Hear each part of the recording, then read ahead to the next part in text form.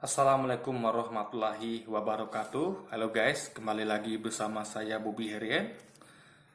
Kali ini saya mau komentari Bung Kapitra Ampera. Saya baru tonton debat dia dengan Fadlizon di TV One ya, debat panas tentang kasus Bang Munarman gitu kan. Jadi yang dijadikan tersangka kasus teroris itu. Saya mau komentari guys. Gini, kita mau mengkritisi logika berpikirnya gitu. Dia kan seorang lawyer gitu kan. Nah, gini. Yang pertama kita kritisi adalah yang mau saya komentari adalah ketika dia mengatakan ya, kata dia pertama gini, dia kan nggak tahu kalau dia baru tahu kalau di acara yang dimana di situ Bang Munarman diundang ke acara itu ya. Jadi waktu itu di kejadian 6 tahun 7 tahun lalu itu kan udah lama sekali kan. Itu dia baru tahu kata dia ya kan.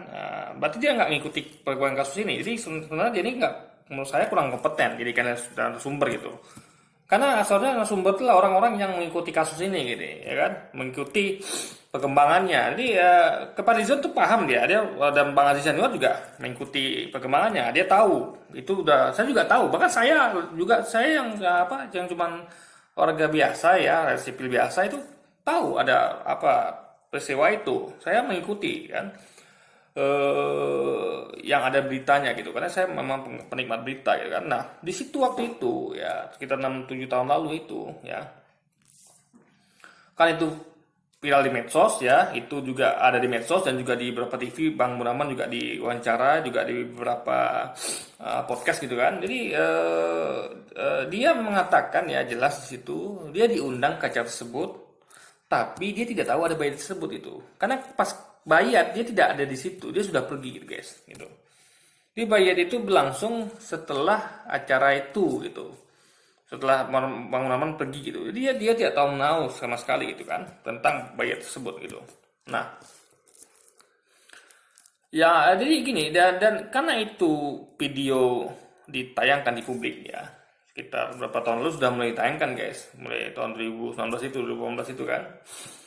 Dan itu ya ingat, publiknya tahu sejak itu. Ini publik tuh publik ya, kebanyakan publik bukan seperti Kapitra. Kapitra dia nggak tahu, dia kan baru tahu sekarang, dia nggak ikuti perkembangan kan berita gitu. Ini publik sudah tahu gitu. Dia ada bayangkan berapa orang yang banyak tahu tentang bayat tersebut, ya kan? Berapa banyak orang yang tahu tentang bayat tersebut.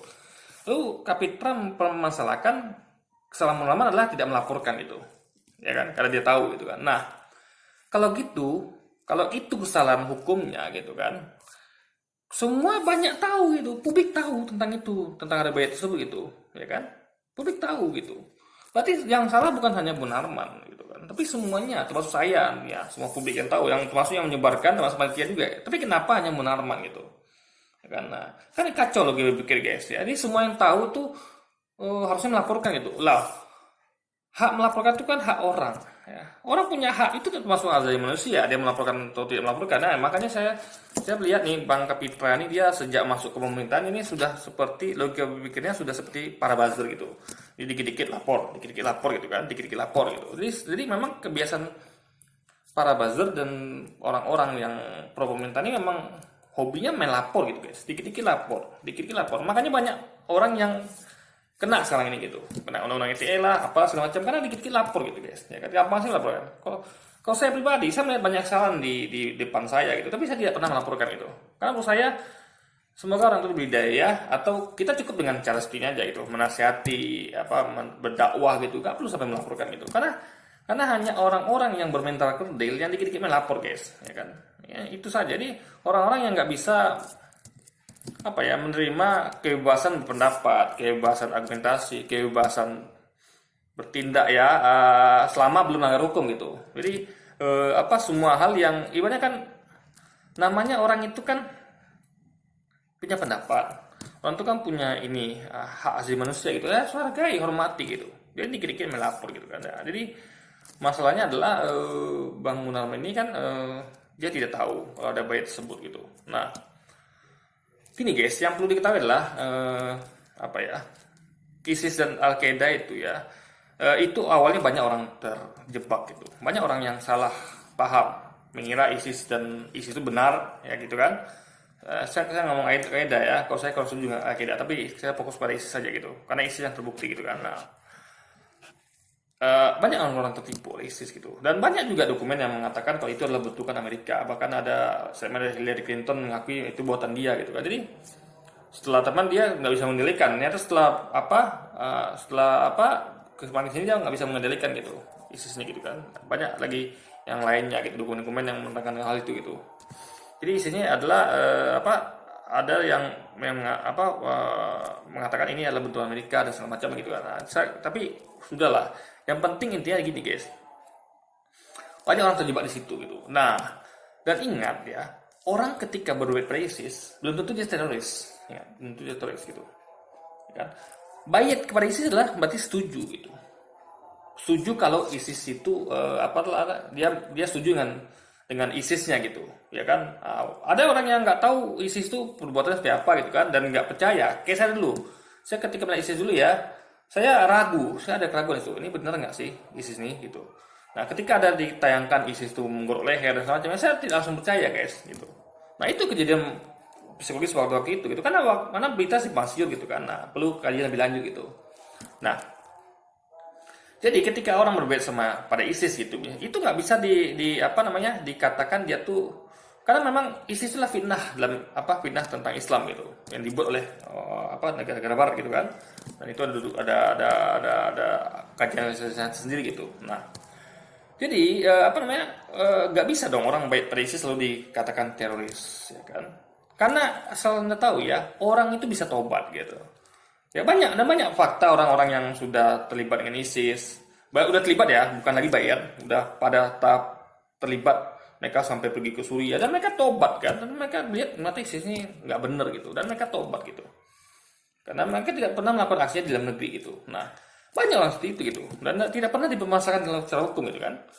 Ya banyak tahu lah, banyak yang di luar negeri itu yang mau pulang Indonesia tapi nggak boleh, itu kan mereka tidak dipermasalahkan secara hukum itu. Padahal mereka berbayar, dan bukan membayar tapi mereka melakukan aksi nyata, mendukung membantu ISIS di luar negeri gitu guys. Jadi sekali lagi guys ya, dan itu ya sebenarnya kita punya intel kan, kita punya BIN, kita punya intel, dan itu tugas mereka untuk mengantisipasi gitu. Jadi kalau ada misalnya aneh, kalau misalnya ada kecolongan di bom Makassar gitu kan, atau di itu aneh sekali. Jadi berarti kan lembaga intelijen kita kecolongan gitu, ya kan, kecolongan gitu. Jadi kalau lembaga intelijen aja kecolongan, apalagi rakyat biasa gitu kan. Kita nyangkanya mereka bakal tobat atau cuma sekedar bayar gitu kan. Jadi kecuali memang terbukti seperti ada penangkapan misalnya, dia memang di rumah tuh disiapin bahan peledak dan buku-buku tentang cara merakit bom segala macam, oke gitu. Nah, tapi kalau cuma ikut bayar gitu kan, nah itu nggak bisa dijadikan alasan untuk waktu itu melaporkan. Oh, itu ada melapor bayar kepada ISIS gitu misalnya gitu kan. Dan ada hak orang juga untuk melaporkan tidak gitu. Jadi Bang Kapita nggak bisa memaksa gitu. Nah, bisa menyalahkan orang itu gitu, ya kan? Karena ada banyak orang yang tahu waktu itu, karena publik tahu gitu kan. Nah, jadi itulah. Jadi kalau memang itu salah, kalau memang bayi itu salah, kenapa waktu itu Intel kita kan terus tahu gitu. Karena publiknya tahu, apalagi Intel. Karena publik kan melihat dari berita, Intel kan harusnya lebih paham karena itu, dia lebih lincah dan lebih strategis gitu guys ya, lebih publik. Ibaratnya dia pasti lebih tinggi lah aktivitas dan penelitiannya dibanding dengan publik gitu. Nah, kenapa waktu itu Intel tidak dipermasalahkan oleh polisi gitu, ya kan, oleh kepolisian gitu. Waktu itu 7 tahun lalu, 6 tahun lalu gitu kan, atau ketika kita itu diketahui publik gitu kan, Intel pasti lebih tahu duluan daripada itu gitu. Bisa jadi waktu itu kejadian udah waktu setelah itu udah langsung tahu Intel kan. Nah, kenapa kepolisian tidak bergerak untuk melakukan penangkapan kalau memang itu salah gitu guys, ya kan? Kenapa baru sekarang? Itu masalahnya gitu. Jadi sekali lagi logika Bang Kapita perlu tanyakan tentang kenapa dia menyalahkan Munarman tidak melaporkan bayat itu gitu. Itu menurut saya absurd gitu guys. Lalu yang kedua, masalah hak asasi manusia. Jelas Bang Fadlizon menyampaikan pasalnya kalau misalnya tersangka teroris pun kalau ditangkap tuh harus dengan memperhatikan HAM-nya gitu. Nah, gini loh guys ya. Coba itu jadi pada Bang Kapitra. Bang Kapitra masih terduga nih ya, belum belum ada fakta kalau Bang Kapitra tuh memang ada bukti kalau memang meracik bom, atau ada di rumahnya ditemukan buku-buku tentang buat bom gitu kan, ya kan. Lalu ditangkap dengan mata terikat, lalu dengan tidak boleh pakai sendal gitu kan.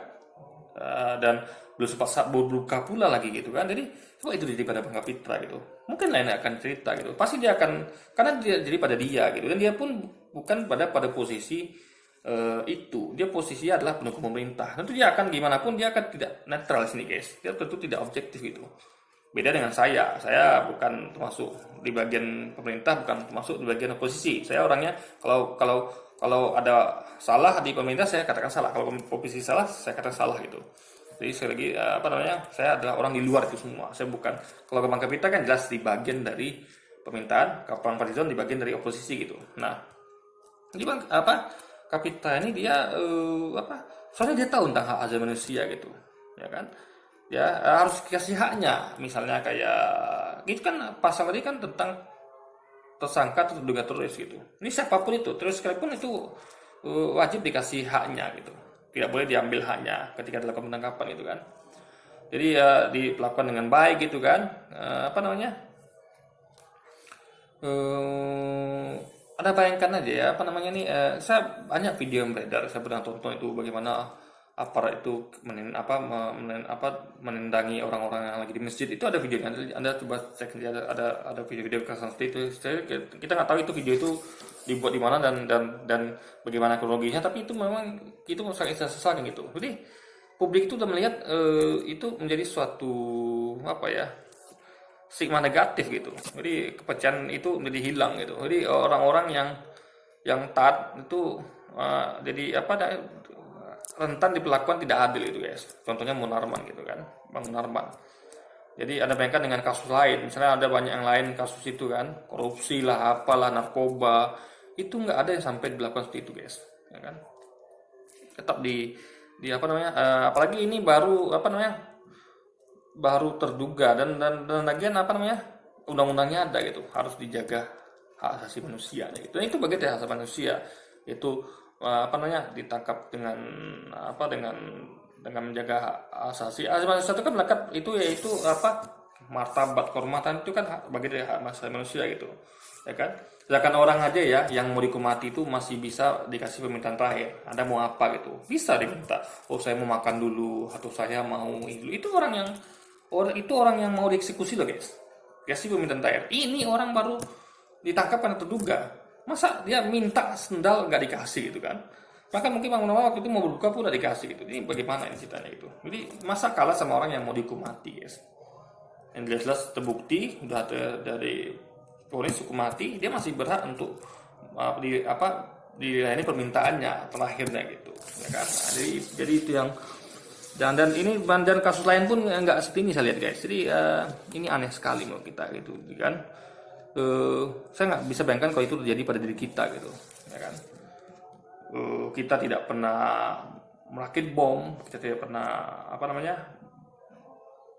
membaca atau menyimpan buku merakit bom gitu kan. Hanya kita pernah hadir di suatu acara, lalu di acara itu ada kejadian baik kita nggak tahu, lalu kita tiba-tiba itu kejadian itu 6-7 tahun lalu kita ditangkapkan itu guys, dan dilakukan dengan tidak memperhatikan HAM seperti itu. Tutup matanya, nggak boleh pakai sendal, lalu itu jam berbuka juga nggak bisa berbuka, bahkan tidak boleh ditemui pengacara. Ini luar biasa guys, ini berbahaya sekali bagi presiden kedepannya ya. Publik akan mencatat kalau ya inilah cara pemerintah menangani satu masalah gitu, ya kan. Itu kan jadi dan menjadi teror sendiri bagi publik itu. Jadi publik itu akan diliputi semacam ketakutan gitu, bagaimana kalau nanti menimpa dirinya gitu, ya kan. Nah, ini adalah seperti api dalam sekam, sehingga ya jadi memori dan jadi catatan bagi publik kalau memang telah jadi kejadian seperti ini gitu, dan akan menjadi waspada bagi publik ke depannya gitu, ya kan. Kalau ini bisa menimpa siapa saja di negara kita gitu kan. Jadi ya Anda lihatlah orang-orang yang vokal pada pemerintah gitu, semuanya kena ya, tidak ada yang lagi yang luput gitu ya. FPI, Habib Rizik, Habib Bahar, ya kan, Bang Munarman, siapa lagi, Sagana Nainggolan, siapa lagi yang kritik pemerintah lah gitu, semuanya kena gitu, ya kan. Bahkan ada yang meninggal di penjara seperti Usama Maher Atwelibi gitu. Oke, jadi mungkin sekian dulu video kita kali ini guys. Sampai jumpa lagi di video-video selanjutnya. Wassalamualaikum warahmatullahi wabarakatuh.